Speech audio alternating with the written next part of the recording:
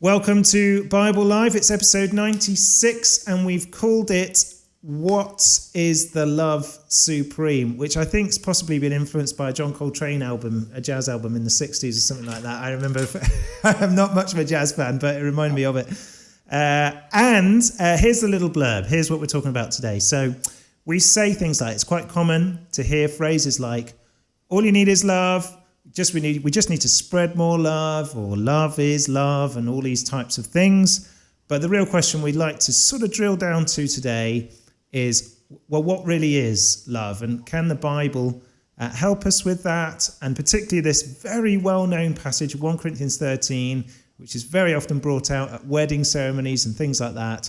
Can that give us an angle? Can that help us get into this topic of really what is the love that the Bible is talking about here? That is our Bible Live discussion, and I'm joined by two guests this week. The first is Paul Blackham, Reverend Paul Blackham, who's coming from North London, Leytonstone, North London. Yeah, that's it. For us today, and our very own Deji Adesida, who's right here in sunny Southend on Sea. Let me start, Deji, with you. Dej, how's it going? Did you enjoy Belchamps? What was the highlight for you? Well, I really enjoyed Belchamps, and we talked about it at our home group. The message stuck with us. God is gathering his people. And there's which sounds lovely, but there's also a challenge in there, we feel, for us to remember that in everything we do, that should be aiding God's mission, because God does have a mission. And what part are we playing in that mission? I was watching back the Bible Live from last week when Claire was telling us about bring what you got. You don't have to be the preacher, people up front. You bring what you have and join God's mission. So yeah, brilliant. Loved it. Hey, thanks, Dej. Yeah, we had, Paul, in case you didn't know, we had a big church weekend away last weekend. We gathered and we talked about being gathered and God's gathering his people.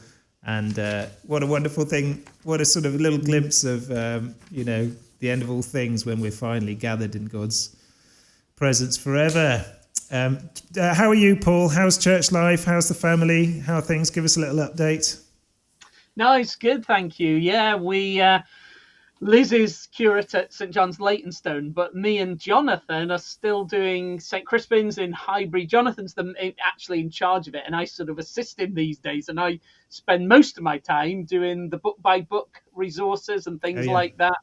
So, no, it's good. Tell us what's the latest book-by-book you're working on now?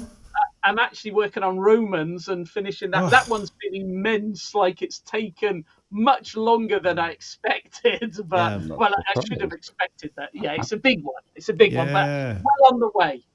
Yeah. Okay.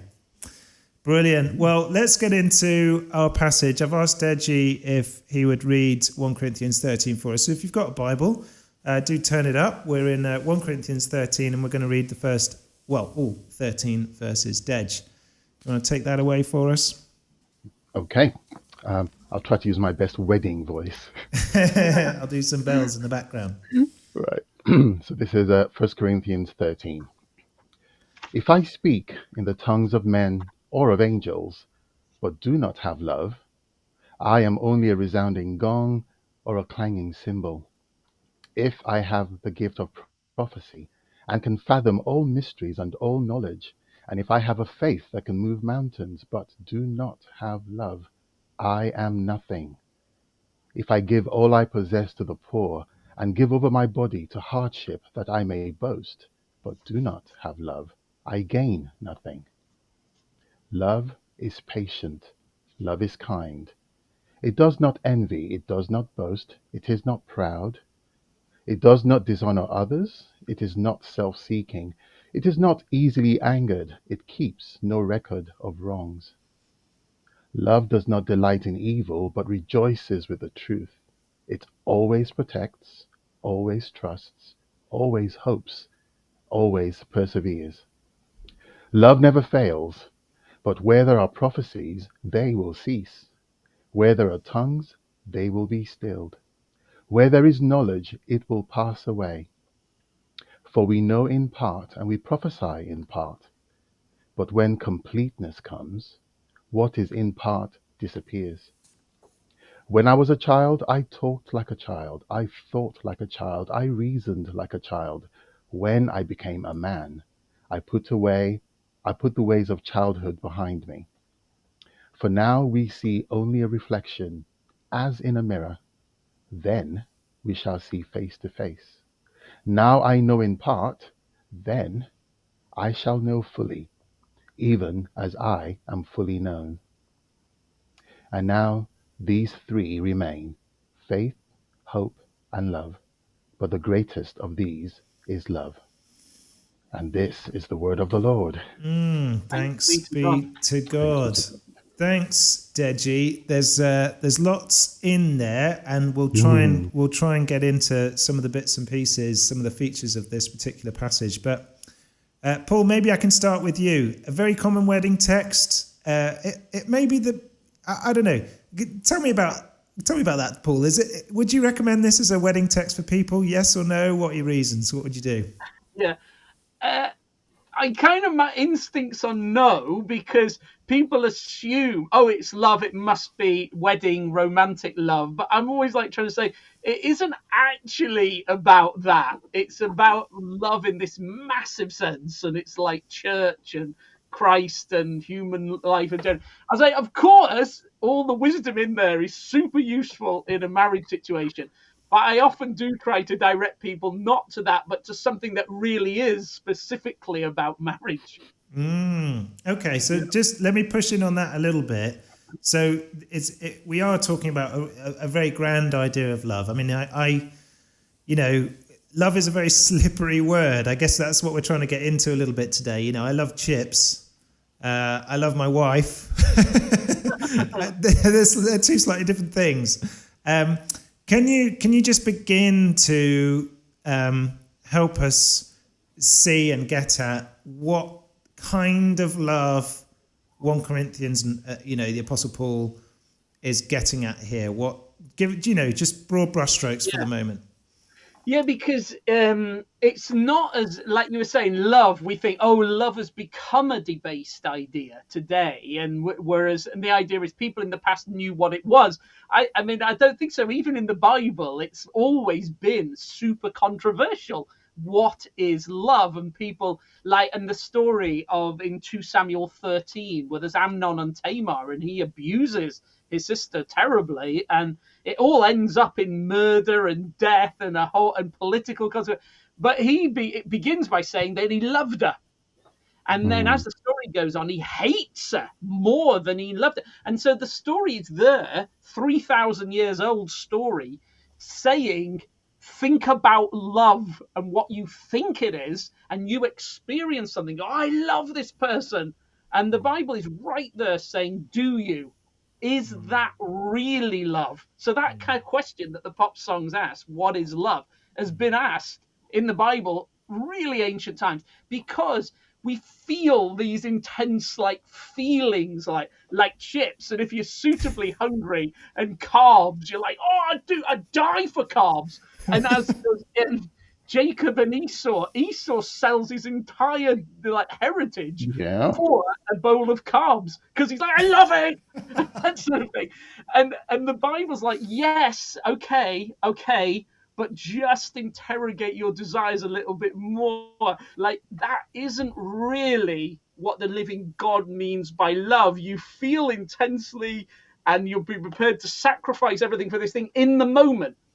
But I Mm. think the thing that has challenged me was just understand that, like with Amnon, this intense feeling was gone really quickly, and then it was replaced by hate. Same with the chips thing, and once you've eaten it, you're like, oh, no, I don't want any more. Actually, actually, no, take it away, kind of thing. Whereas the verse that really has hit me as I've been meditating on this is the from Lamentations 3:22 and 23. The steadfast love of the Lord never ceases. His Mm. mercy never come to an end. They're new every morning. Great is your faithfulness. And just this sense of some love, as the Lord understand it, is something that's just really solid, dependable, and as we'll maybe see, eternal. That's so I cool. love that. Deji, maybe I can bring you in here a little bit. I know that you've seen some sort of echoes of the way the Bible's previously talked about love in Paul's writing here. Do you want to just expose those for us? Just show us maybe where Paul's getting his material. Well, yes, it's great to see because love is very slippery, and thank God for the Bible that we have somewhere we can go to see how the Lord Himself, portrays love. When I was looking at this, I couldn't help but be reminded of Exodus 34, because this is when Moses asked God, "Show me your glory, and who are you?" And then God said, "I am," and we have the name of God from there. But Moses wanted to see God, and there's a whole story behind it. But then God defines Himself, and He defines Himself in this way. He says, "I am the Lord, long suffering, abounding in steadfast love, blessing the generations to the thousands, applying justice to the third generation." At the backbone of all that is that God is a love we can count on. And that started to lead me to think about, okay, so love is a big deal for God, to the point that when Jesus was talking about God, about what the greatest commandment was, I think we were talking earlier about that story we had of the Good Samaritan. The lead up to that was actually a question when Jesus was being grilled on what is the greatest commandment. And the surprise is that the greatest commandment is about love. It's about loving God with all your heart and your mind and your strength, and loving your neighbor as yourself. And the example Jesus gave was of the Good Samaritan. So it's something. We think of romantic love. We've all seen the rom-coms. We've all watched the movies, and we need to get our mind away from that and start to think in terms of something more eternal, something steadfast. Yeah. Because we're called to emulate this love, but in order Yeah. to do so, we need to start to get to grips with it. And Jesus gives you actions, but He also gives you something that involves your mind and your heart and all your being. And for me, that's the challenge, because it's very easy to slip into uh, the current culture's notions of love. Yeah. Yeah, I mean, I read these verses. I mean, say from verse 4, and it describes love as patient, love is kind, it doesn't envy. And what I hear in the background there is, because we're not inclined to be patient, we're not inclined to be kind. We don't feel like, actually, we feel pretty envious, and we feel like boasting. We want to be proud. We want to be angered. We want to keep a record of wrongs. But love actually compels us to do what we don't really want to do. So it feels like it has to be this very sort of intentional thing. Paul, you might want to speak into that a bit, and but help us think about the way feelings as well might come into an understanding and a definition of love here. Do you want to speak into that? Yeah, it's interesting that we have a tendency, when I think about how love is analysed, to make it all one thing. Whereas I love the verse that Deji has got us thinking about the whole of our heart, our mind, our consciousness, our strength, the whole of us. And I think that's really important because, on the one hand, the Bible sometimes just puts the emphasis on doing. Like, don't say that you care for somebody, show it, do it. Like James is big on that sort of thing. Don't say, "Oh yeah, I pray for you, I love you." Well, give the person some help then. That's love. So there's a whole biblical tradition of don't give it large. And even here at the beginning of 1 Corinthians 13, don't be giving all these words and all that. Do something. Without love, it's worthless. Or a person with social justice stuff. I was interacting with someone recently, and they were so really big on doing social action, but there was no love in them at all. You could see it.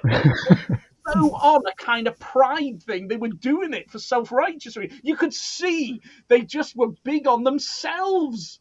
And I kind of thought, man, I think you're going to do harm to people, not help them. You are actually going to bring, because some of the worst abuse I've ever seen in the world, around the world, has come under the cover of social justice and missions, and not voluntary organizations and things, and people trying to help others, but in the process tremendous corruption and abuse can happen if it's not got genuine love. So the Bible kind of cuts through it and say, don't be just talking, but on the other hand, if you're doing, it can't be, it's got to be love. Otherwise it turns in on itself and you're starting to get all self-righteous and, oh, I'm on a mission and it's all about me doing good things for people. And it's like, well, hang on. It's nothing to do with you, really. Real love is looking at them, not you, and all these things, or even miracles there. It's like, whoa, what if you could do incredible miracles or have insights, tremendous knowledge, and it doesn't matter. Like the best thing is love. Miracle, even the miracles, like Jesus heals 10 lepers, only one of them comes back to actually love him. Like the love is more powerful. So that doing, so there's and then the connection as well. Like it all leads to this face-to-face encounter with the living God, like the relational. So there's a kind of relational element to it where you're connecting with somebody. There's affections involved and there's actions involved. And you kind of need all of that. And it has to be turning away from yourself genuinely towards other people in actions. And the feelings, you can't base it on the feelings because sometimes you feel nothing. But the affections do give the sort of energy to action. But I often find that I'm thinking, I don't want to go and help people. I don't want to do that. I'm too tired. I've got to think. But when you do it, then you find you care for them. So I find often just doing the loving thing produces affection in a way, that it kind of, you just, I do care for that person, and you come away energized by that. So it's just, I feel always trying to say, it's not just action. It's not just feelings. It's not just a kind of connection thing. It's all of that. And the Bible kind of, sometimes the prophets go after one lack, sometimes they go after another, because they're trying to say the real thing is like all of you. Wow. Yeah, so just counsel me. I'm happy for either of you to sort of chip in on this one. So I'm a Christian, and I'm really trying to love maybe someone. It could be someone quite close to me. It could be a spouse. It could be a family member, or it could be a friend or someone at church. And it's hard. I'm working at it. I'm trying to bear with them. I'm trying to be patient. I'm trying not to get angry. I'm trying not to be proud. All these kind of things. And I say to you, I'm not feeling much love here. It's taken some time. I'm finding it, I'm actually just finding it quite hard and difficult. Can you just, a little bit of pastoral counselling here. When can am I to expect in a given, over the course of time that things will begin to heal and I'll feel a sense of, am I right to expect those feelings to come about? Well, my instinct on this one, and hopefully Paul can share some more afterwards, is we do put ourselves under a great deal of pressure, especially in relationships, to perform, to be the Christian, to do all the Christian things. And a part of me thinks sometimes we need to actually realize that the love has to flow, and there's a direction to love, and it comes from the Father, and it comes to us, and it flows to others. But we want to generate it ourselves, and then we get frustrated when nothing is being generated. Well, that's because we haven't gone up first to love the Father, and because we love because He loved us first. That's a famous verse. And I think sometimes in those situations, what I would try and counsel someone to do would be to pause for a minute and then go back to the source of all love. God is love. To go back to the Father and find yourself there, because until you do, you're no use to anyone. So that's my instinctive response, to say, let's go back to the Father, let's love the Father. And in a way like the Shema, when Jesus gave that answer, you love the Lord your God, and then you love your neighbor. You can't divorce them from each other. That's really helpful, Dej. Yeah, that. I guess our life together, our prayer life together, the way we worship together, and the way we hear of God's love for us feeds and nourishes us, and it continues to speak of that eternal love kind of poured out on us in Jesus, and that is a massive resource and a massive fuel. I think on our own strength, certainly on my own strength, I'd run out of steam to love others pretty quickly. Paul, any further thoughts on that?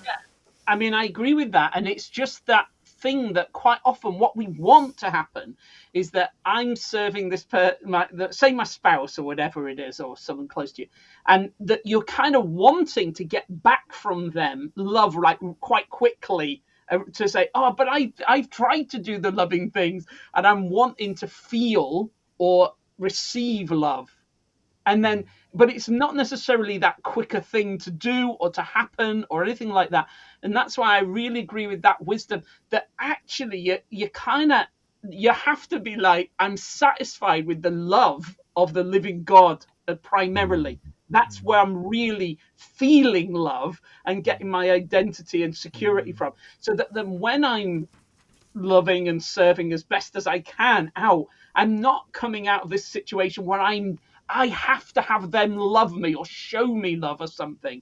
I don't have to have that because I've got it from somewhere else. Because we often get put onto our spouse expectations of love and fulfillment that only Jesus Christ can give to us.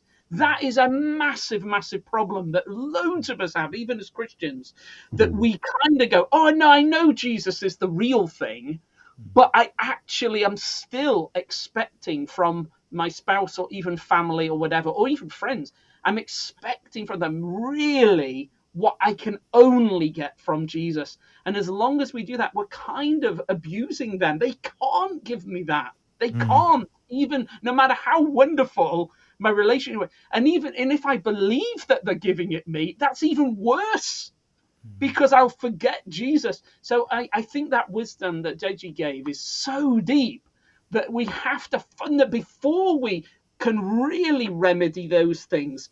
Go back to, I have to find, I love the Lord God first and receive that love through Jesus. And then lots of other possibilities are unlocked, which otherwise they're not really. It is fascinating, isn't it, that we're commanded to love the Lord our God with all of our heart and mind and soul and strength. There's lots of different components to that command. There's mind and soul and strength, but there is that, it really does have to come from the kind of seat of your emotions, if we want, that sort of that deep place, maybe the affections, and we've used that word before, that the affections ought to be involved here as well. There shouldn't be a lack of those affections as well. That is, well, all right, let's go on to this section. I had a few sort of textual questions about this passage. So, for example, verse 8, love never fails, but where there are prophecies, they'll cease. Where there are tongues, they will be stilled. Where there's knowledge, it will pass away. We know in part, we prophesy in part. When completeness comes, what is in part disappears. Paul, help us with this section of the passage. It seems like lots of things are going to sort of fall by the wayside in the fullness of God's kingdom, but love will remain. What is it that's kind of going to be brushed to one side or whatever as in the fullness of time? Yeah, I think it's good because it's easy to think, like prophecy, say preaching. Oh, preaching's so important. It's huge. It changed my life listening to that sermon. Or you yourself might be a preacher and be like, oh, there's nothing I love more than preaching, or all the prep, or the speaking different languages, or the knowledge one. I know so much, and believing that that's the big thing. But it's as if it's saying everything, like it's when John says, and this is John, who's like unbelievable. And he's like, look, at the moment, we're like children of God. He loves us so much. But what's coming? I don't even know. And you're like, John, you must know. And he goes, no, I don't, honestly. Like, all I do know is, like, I'm going to see him and then I'll be like him. And then, wow, what's next? So it's as if to say, like, we think we know lots of stuff. And we do know some things that are really eternally true, Father, Son, and Holy Spirit, the creed stuff. We know that kind of stuff. That's not going to turn out to be false. But nearly everything that we know, when we see, because, all of reality is opened up to us, the heavens and earth are united together. There's a new creation. Like, even the laws of the universe that seem absolutely certain, they're all going to be rewritten. They're all going to be rewritten. The universe is going to function incredibly differently. Our bodies, everything's good. So it's as if to say, look, knowledge is great. Paul likes truth. But he's like saying, but keep it in perspective. Like, loads of things that now were like, I know how gravity works. I know this. I know that. He goes, all of that, that's all going to be rewritten. Like, nearly everything has got a shelf life. And as soon as Jesus comes and regenerates the universe, nearly everything has ended. You've got to start again. And that's why, and the same with the preaching, all the things that are so important to us, or we can take pride in, or seem like, even, can I mention that last verse thing, the faith, hope bit as well? Yeah, do. Because, if you said to Paul, Paul, he obviously thinks faith's the most important thing. Justification by faith. He's like rabbiting on about faith the whole time. So you go, obviously for him, faith's the most important thing. Or the hope thing. Like resurrection, future, new creation. I've just been talking about how important it is. So, hope's the most important thing. The future's incredible. And he's like, yeah, but if you back me into a corner, I'm big on faith. I'm big on hope.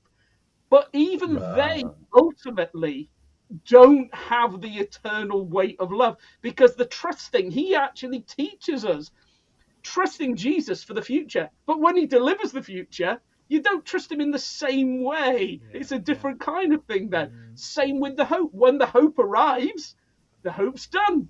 But he says love, it's 100% legitimate now and forever. It will never be lessened or superseded. And that's like something from Paul, because faith is a big one for Paul. And he's like, yeah, but it's not as big as love.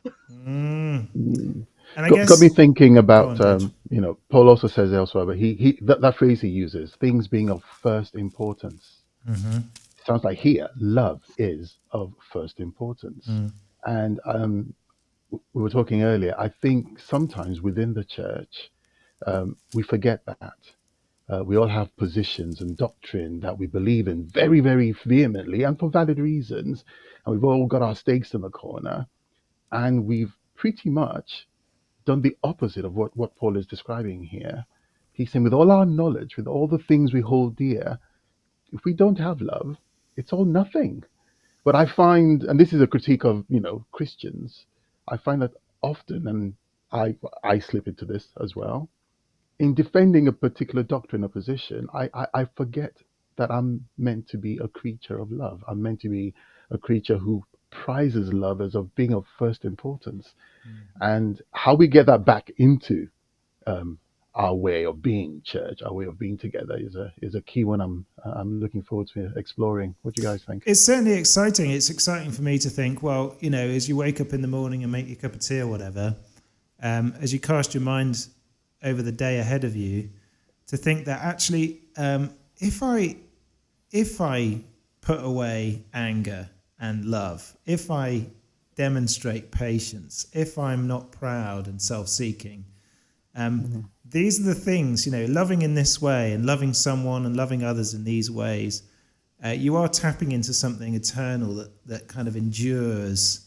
I might do a whole bunch of different things in my day, like write a sermon perhaps or something, but actually it's those moments where you're intentionally, carefully, diligently deciding to love your spouse, love your family, love your church, love the people around you with real kind of intention. You can kind of think to yourself, oh, do you know what? This is going to last forever. It's encouraging thought, that. Because that's treasure in heaven, isn't it? Like, when Jesus says, don't get treasure on earth, is stuff, things. That when he says invest in treasure, what is the only treasure you can take from now to eternity? Is people. People are the treasure forever. They're the only currency that you can actually take with you. People. So you invest in people and love people, and that's the one currency that keeps going forever. That's cool. Awesome. And so You got me thinking about the. I don't know if it's even legitimate to do this. I'm linking this now to the Great Commission, because we're meant to go and make disciples. And then I've always been curious about that phrase, teach them everything I've taught you. Well, what's that? Well, I suppose love is a good place to start. Yeah. We're meant to love. Sorry, I didn't mean to cut you off there, Mike. No, Yeah. Go on, Paul. No, it is just that way in which Jesus, on that knowledge and stuff, like Jesus knows everything. And then all the time around him, people would have been saying loads of things that he's like, that isn't actually true.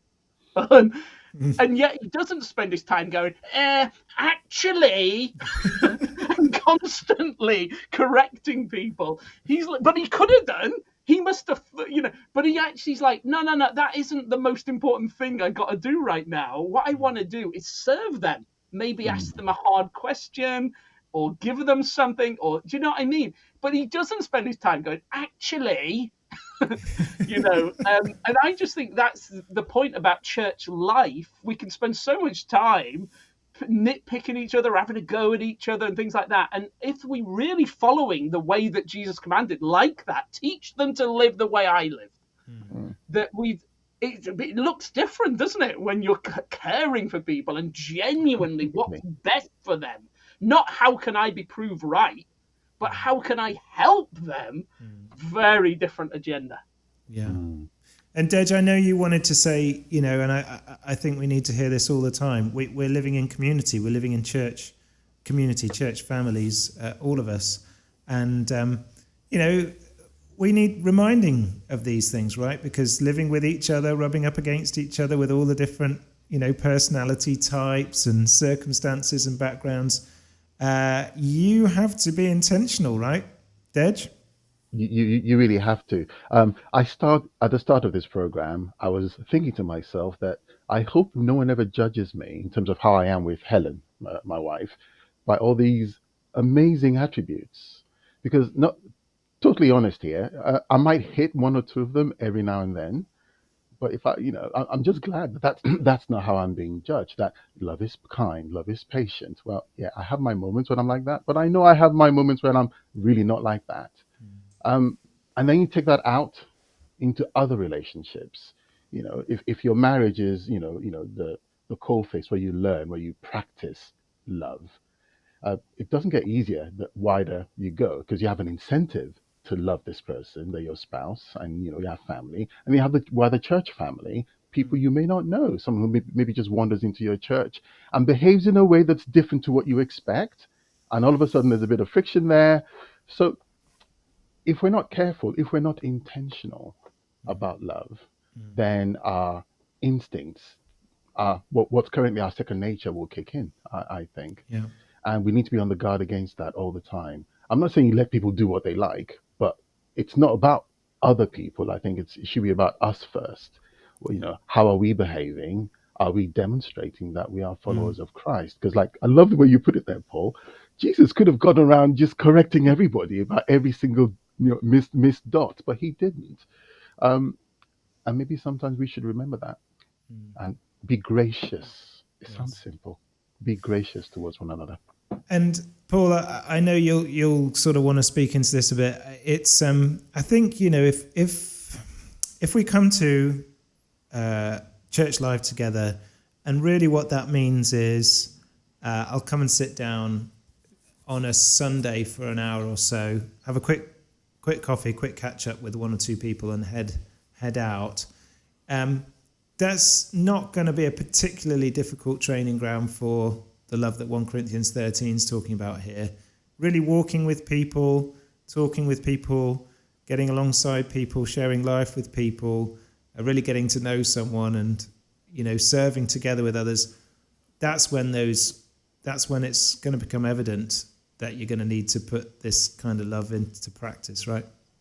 Yeah, I mean, church is how we are supposed to live as human beings. Not it's sometimes I'm always careful to say church is not where we do things, it's how we do things. Because if I say where, I'm tending to focus only on the times we gather. Yes. But actually, yeah, we gather at times in the week, 2 or 3 times, whatever. But we're always doing church together. We're always supposed to be sharing life together and living with all things in common, sharing resources, time, energy, conversations, looking out for each other. So the vast majority of church is what we're doing 24/7 for all the time. And so it's that shift of thing like, oh, I'm going to church. No, mate, you are church. Like what you're doing now, how are you now serving church? And then it's easy to go, oh no, I'm going to serve on Sunday when we get together. Oh yeah, there might be an opportunity for that, but you now is because this is about spiritual gifts in 1 Corinthians 12-14, and this comes in the middle of it. And really, in Paul's mind, it's like these gifts of hospitality, giving, speaking wisdom. He's not saying, oh, you only use those an hour a week. He's like, no, you're supposed to be doing that stuff all the time as church family. Your function in the body is all the time using those gifts. Yeah. And then there's sometimes a focus on when we gather. But so it's as if I think that's hugely important, that the really love doesn't happen only when we gather. It's really happening all the time in the way we live. And so we're always supposed to be thinking, how am I using my gifts of the Spirit on a Wednesday morning, a Thursday afternoon, a Friday night, or whatever? Do you know that? Because that's how church is learning how to be a human being from Jesus in the power of the Spirit. Loving that. Loving that. Dej, what about the wider church?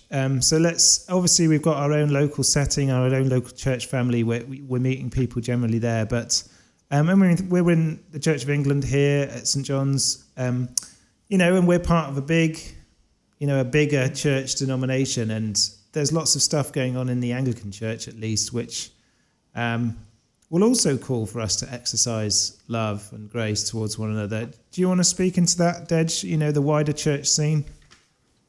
Well, it's good that we should remember that amongst family there will be disagreements. That doesn't make us no longer family. It just means we're an estranged family, if even that. But I love the notion that love covers a multitude of transgressions, and that makes me feel brave, because if I'm acting out of love, even when I get it wrong, it's covered by love. And yes, someone might be upset at something I've done or attempted to do, maybe they're from a different tradition or a different wing of the church, and I do something that they're not used to, or vice versa. If we're acting out of love, we should all be able to then let love smooth over that wrong, and we come back together. That's what should happen. It gets me thinking of, I think it's Song of Songs or Song of Solomon, where he says, let him, and I'm going to say this him now, Jesus, lead me to the banquet hall, and let his banner over me be love. And that banner should be over all of us. And if we're all under Jesus's banner of love, then yeah, every time we stomp on each other's toes while we're dancing at the banquet, it's no big deal, because that's what happens when you're dancing. So I just think we can't expend too much effort just reaching out to other wings, other denominations, other traditions, the Anglo-Catholics, evangelicals.